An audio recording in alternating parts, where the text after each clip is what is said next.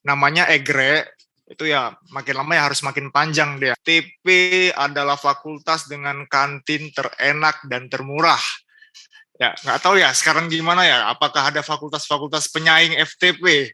Jadi petani kerja di sawah, wih, itu salah besar. Memang kalau di perkebunan kelapa sawit itu bisa dibilang. Halo Satria Pangan, perkenalkan nama saya Willy Roksi Sinaga. Saya alumni Universitas Gadjah Mada dari FTP jurusan Teknik Pertanian dan Biosistem angkatan 2016. Dan untuk saat ini sekarang saya berprofesi sebagai asisten agronomi di perkebunan sawit, tepatnya milik MP Evans PLC. Dan sekarang saya akan mau mereact nih tentang social eksperimen. Oke, jadi saya di sini Rangga bersama dengan salah satu narasumber kita yaitu Mas. Panggilannya Aap.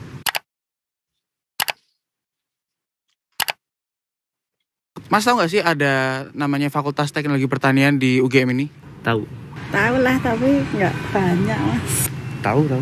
Satu kata aja nih yang mewakilkan FTP, itu apa yang ada di dalam pikiran Mas? Kalau pertanian tuh ya Di pertanian lebih modern lah ya. Lebih modern. bisa memanfaatkan semua orang. TPHP. Satu kata untuk FTP, ya beberapa, ada yang bilang TPHP, ada yang bilang ya banyak lah. Ya menurut saya kalau satu kata tentang FTP itu yang masih melekat kepada saya sebagai alumni itu adalah FTP adalah fakultas dengan kantin terenak dan termurah. Ya nggak tahu ya sekarang gimana ya, apakah ada fakultas-fakultas penyaing FTP? Kira-kira Mas tahu nggak nanti kalau misalnya lulus anak teknologi pertanian itu jadi apa Mas? Biasanya bisa manfaat bisa masyarakat gitu. Salah satunya jadi, mungkin pikiran saya itu jadi insinyur pertanian. Ngembangin teknologinya sih. Ada bilang lulusan FTP jadi apa? Ada yang bilang jadi insinyur, ya boleh lah. Tapi menurut saya teman-teman, ya lulusan FTP itu sangat luas jangkauannya. Apalagi ada 3 jurusan di dalamnya, ada TIP, TPHP, TPB. Jadi sebenarnya kalau misalnya kita bicaranya ke lapangannya seperti saya, di agronomi, perkebunan, atau di prosesnya ada pengemasan, itu bisa di TIP, produksi, dan kemudian di TPHP untuk masalah lapangan. Itu lapangan pekerjaan sangat banyak. Jadi nggak cuma sebatas jadi insinyur pertanian atau mungkin ada yang masih berpikiran masih jadi petani kerja di sawah. Wih, itu salah besar. Ya, jadi kalau ditanya lulusan FTP jadi apa? Jawabannya ya bisa jadi banyak profesi yang terkait dengan FTP. Jadi jangan takut. Menurut Mas kayak teknologi pertanian itu penting nggak sih buat pertanian yang ada di masa depan gitu? Penting banget Mas. Penting lah. Ya penting lah, kalau nggak ada nanti nggak berkembang. Alasannya kenapa tuh Mas? Karena semakin teknologi semakin maju, jadi pertanian juga semakin maju. Kalau andai kata teknologi pertanian itu nggak ada gitu, jadi pertanian kita mungkin semakin memburuk gitu. FTP itu penting atau tidak ya pasti penting lah, karena kita bicara soal ketahanan pangan dan pastinya itu adalah masalah yang akan terus menerus lah, apalagi di era sekarang itu nggak akan ada matinya. Kalau misalnya kita bicara pangan nggak akan ada matinya. Jadi kita yang di FTP ini menurut saya adalah orang-orang yang terpilih. Oke, kita lanjut ke video selanjutnya. Panitia, asik.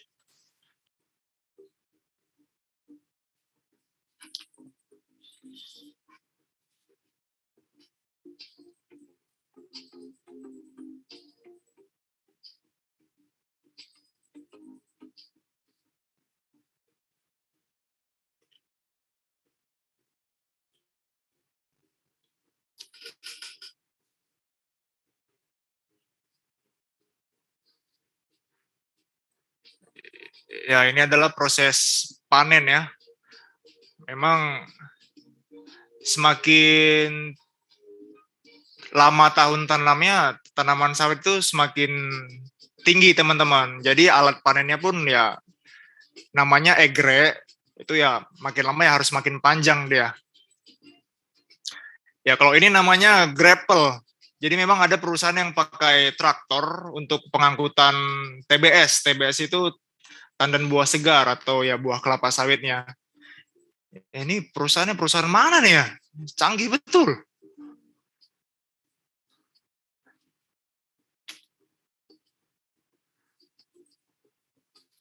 Nah, ini yang tanaman kecil nih. Dia masih pakai dodos. Karena kan kayak tinggi buahnya masih ya rata-rata kepala lah, rata dada.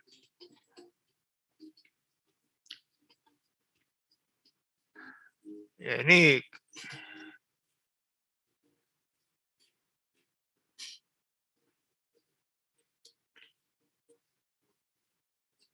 ya jadi teman-teman di kelapa sawit itu selain memang buahnya, jadi yang kecil-kecil itu namanya brondolan. Nah, jadi kan di dalam brondolan itu ada minyak, ada serat, ada juga yang namanya kernel. Tadi yang di tengah warna putih itu kernel. Nah, jadi dari bagian-bagian ini itu semuanya ada daya jualnya lah. Kalau minyak ya seperti yang kita ketahui ya untuk minyak mentah, ada yang ke arah pangan kayak minyak makan, minyak goreng. Kemudian kalau kernel itu bisa ke pembuatan sabun, bahan baku pembuatan sabun, kosmetik. Makanya untuk perkebunan kelapa sawit ini sangat-sangat benefit lah karena hampir semuanya itu berguna teman-teman dan ada harganya.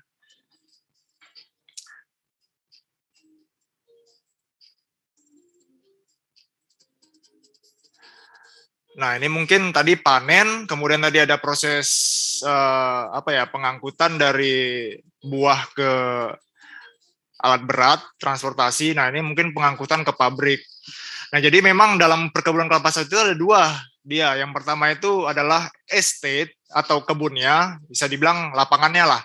Dan kemudian ada bagian mill. Mill itu pabrik. Jadi kalau saya sendiri, saya yang bertanggung jawab di bagian estate, saya di lapangan.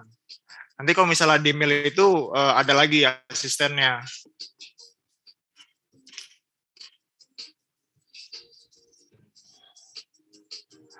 Nah, jadi di pabrik itu ya disitulah proses pengolahan dari buah segar TBS itu diolah menjadi minyak. Jadi nanti di pabrik itu dipisah, ada yang jadi minyak, kemudian kernelnya tadi dipisahkan untuk diolah lebih lanjut.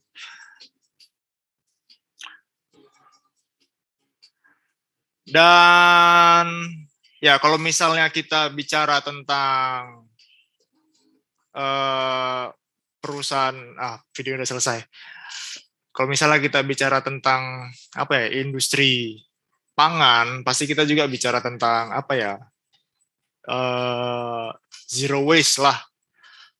Jadi memang kalau di perkebunan kelapa sawit itu bisa dibilang ya itu sangat terterapkan lah, apalagi memang hampir seluruh perkebunan di Indonesia itu khususnya kelapa sawit itu memang harus ada sertifikasinya baru dia bisa berjalan lah. Jadi kenapa saya bilang perkebunan di Indonesia itu rata-rata sudah zero waste karena memang kelapa sawit itu bahkan limbahnya pun berguna. Jadi misalnya kita mengelola buah itu kan limbahnya ada limbah cair, ada limbah padat. Limbah padatnya itu kayak jadi buahnya itu ada tandannya. Jadi itu kita bisa bilang itu jangkos, janjang kosong. Nah, itu janjangnya itu kita jadikan pupuk di sini. Jadi kayak pupuk organik gitulah, alami. Dan kemudian kalau limbah cairnya itu kami jadikan pupuk juga di sini. Jadi semuanya hasil dari perkebunan kelapa sawit ini baik dari minyaknya, kernelnya, bahkan limbahnya semua itu bisa dipakai kembali, digunakan kembali.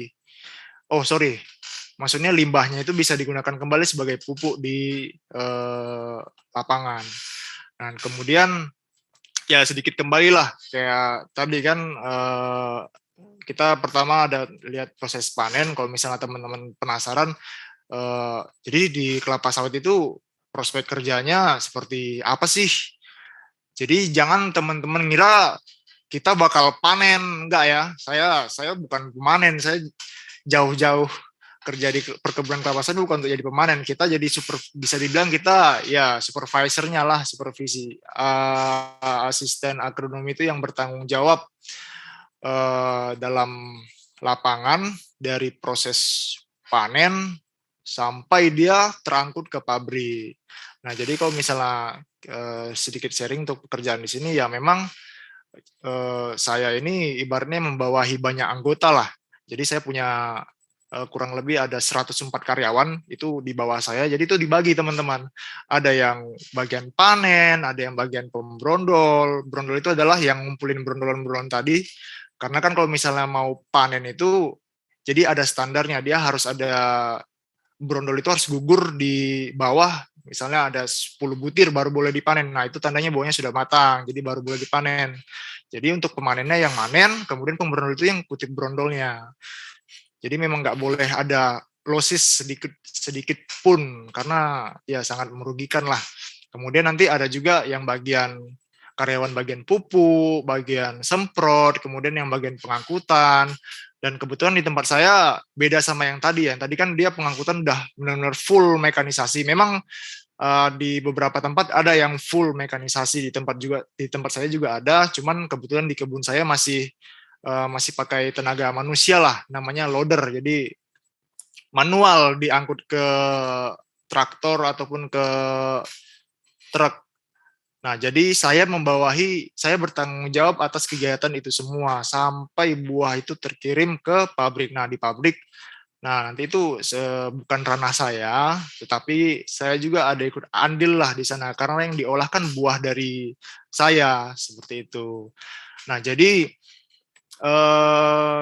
ya kalau misalnya teman-teman tertarik di kelapa sawit ya itu sangat apa ya bisa dibilang sangat seru lah ya karena di sini hampir semuanya dapat kita dari ya bisa dibilang ya karena kita membawahi banyak karyawan, leadership-nya dapat, pengetahuannya dapat, kemudian ya kita juga mengabdi kepada apa ya kepada apa tadi label kita sebagai kesatria pangan karena kita bertanggung jawab terhadap tersedianya minyak goreng di Indonesia. Asik. Enggak sesempit itu ya, lebih luas lagi.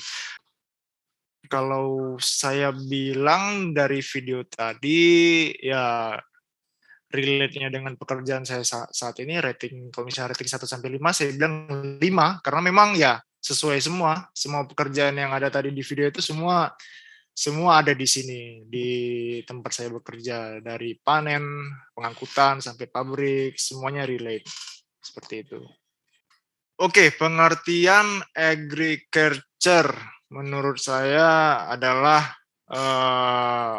rasa peduli terhadap bidang pertanian yang harus ada di setiap kita, bukan hanya jurusan atau fakultas FTP lah. Saya rasa seluruh masyarakat, lapisan masyarakat itu harus punya rasa peduli terhadap pangan.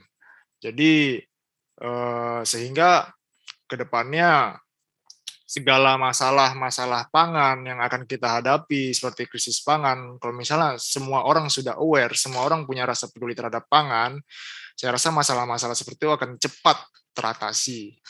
Dan kemudian implementasi rasa peduli itu dari kita sebagai tentara pangan atau kesatria pangan adalah ya jangan sampai apa yang kalian pelajari saat ini, kemudian nanti kalian lulus dari FTP, dari UGM, sia-sia dong tujuan kita apa ya untuk ibaratnya menyelamatkan pangan Indonesia ke depannya, tetapi kita yang lulusan-lulusan pangan ini malah melenceng pekerjaannya.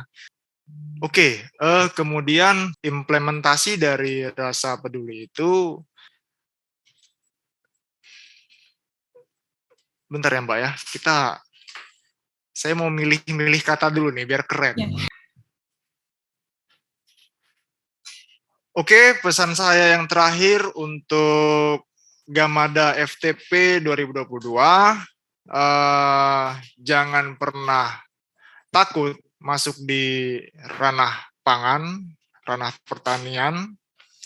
Kemudian jangan pernah merasa salah jurusan, karena tidak ada jurusan yang salah. Semua jurusan di FTP itu sangat menarik untuk dipelajari, dan kemudian mari peduli, mari aktif dengan segala permasalahan pangan yang ada di Indonesia. Kemudian mari juga aktif dengan kegiatan-kegiatan yang diselenggarakan oleh FTP, karena menurut saya ketika saya di kampus dulu sangat banyak kegiatan-kegiatan yang sangat suportif, yang sangat menarik untuk kita ikuti,